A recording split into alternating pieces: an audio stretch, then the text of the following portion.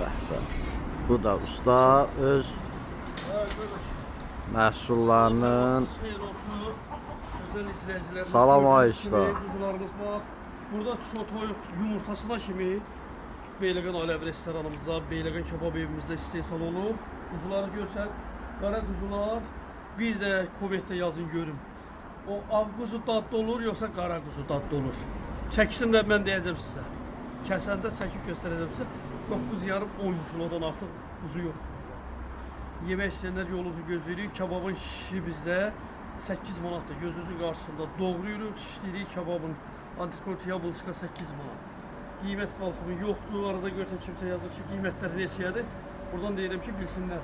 O körpə əmlik kuzular sizlər üçündür. Gözünüzün qarşısında kəsirik, pişiririk, yeyirsiniz.